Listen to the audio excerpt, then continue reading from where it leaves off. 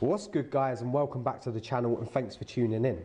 On today's episode we hit the north coast of Cornwall in hunt for my first silver fish of the year, and we also head to the west coast of Cornwall on the tail end of a storm in hunt for my first bass of the year. Now, I would just like to say that 78% of you that are currently watching my videos aren't subscribed. You're not just missing out on some awesome content, but you're also missing out on some great giveaways that I've got up for grabs on my road to 1K subs. Now, last time Sam Cook was the lucky winner who managed to bag himself a brand new dive float, and all he did was hit that subscribe button and comment on the video when we hit that milestone. Now, I was planning on today's video being that milestone for the next giveaway, but we are currently 12 subscribers away from the 300 subscriber mark. So what are you waiting for? It's free, hit the subscribe button and you could bag yourself some absolutely awesome prizes. Now, let's get on with the video. Let's go check out what we got when we hit the north coast of Cornwall and the tail end of a storm on the west coast.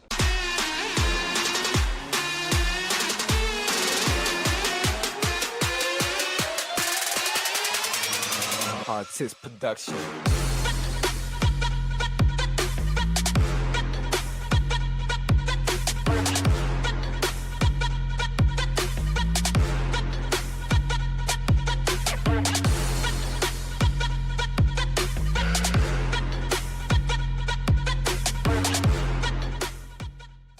So guys, the north coast of Cornwall.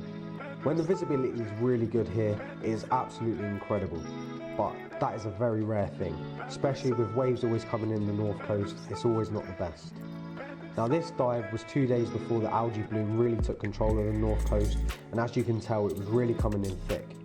The conditions weren't the best, 1 to 2 foot waves with a real big rip that was ripping me out through to the headland.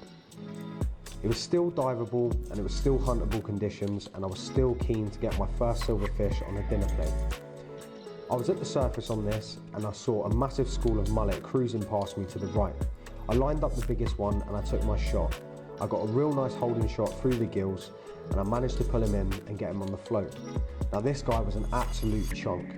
He measured just over 65 centimeters, which is currently my personal best for mullet. Shortly after this one, I found a hole, decided to dive down and check this hole out. And as I did, I saw a mullet in the corner of my eye, a single mullet on its own, a big chunky one. Now, if anyone ever says when a fish goes over your shoulder, you can't get it, that's wrong. In this case, he swam off, I grunted, I pulled him back in, and I took a shot. Now, I thought I got a really nice holding shot on him, and as I pulled him in, I noticed I got him through the gut. Now, this is always a disaster for us because something like this happens. Now, I tried my best to grab him and get him on, but he swam off, and it does happen, guys. I've put this video in there to tell you guys that it does happen. It will get eaten by something else, so don't worry too much about it, but just try and get them shots better. We're all human and we all do make them errors. But I decided to head back to this hole just to check it out, and as I went down, there was a cracking sized lobster just chilling in the hole. It was a very easy grab for me. I went straight in and just grabbed him. Now, what I've always found from diving on the north coast is that the lobsters do tend to just chill. They do walk around. They are out their holes quite a lot, which is absolutely incredible. It makes it so much easier for us to be able to hunt these lobsters, and they are big as well. Now, for example, this next video, I was just cruising by and I just saw this whopper of a lobster. Now, this is probably my personal best as well, so this is like 2 personal bests in one dive, which I was absolutely chuffed with. Now, look at him there, just sitting there chilling. I went in for the grab, I couldn't get him, and as you can see, this hole's really big. You can see the exit and the entrance either side, and it's a really big hole.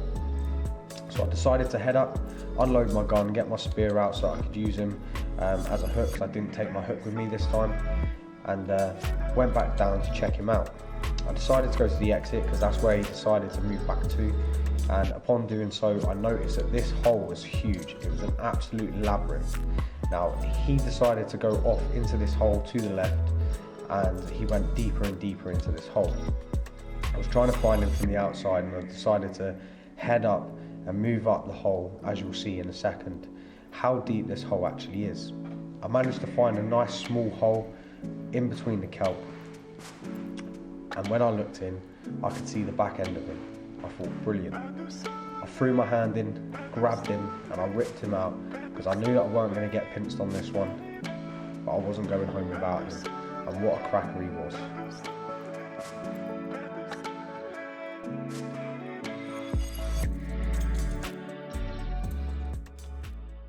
What's good, guys? It's early morning, we're waiting for Ben to come and we're heading down to the west coast of Cornwall today. It's currently 6:30 in the morning. He's getting here for about 7. Hey, check it out, the van's back on the road. Finally got the engine back in, got rebuilt, so this will be going into a camper pretty soon when I find the time to do it. So pretty stoked to have the van back. It means it's a lot easier to get in the back and do these hunts. It's so much more easier with the bigger space. So we're just waiting on Ben. I'm gonna go make a coffee, wait for Ben to get here, and we'll head down to the west coast. And sun seems to come out. Hopefully this storm's finished. The past 2 days have been absolutely horrendous, but we'll see what happens, eh? Let's go.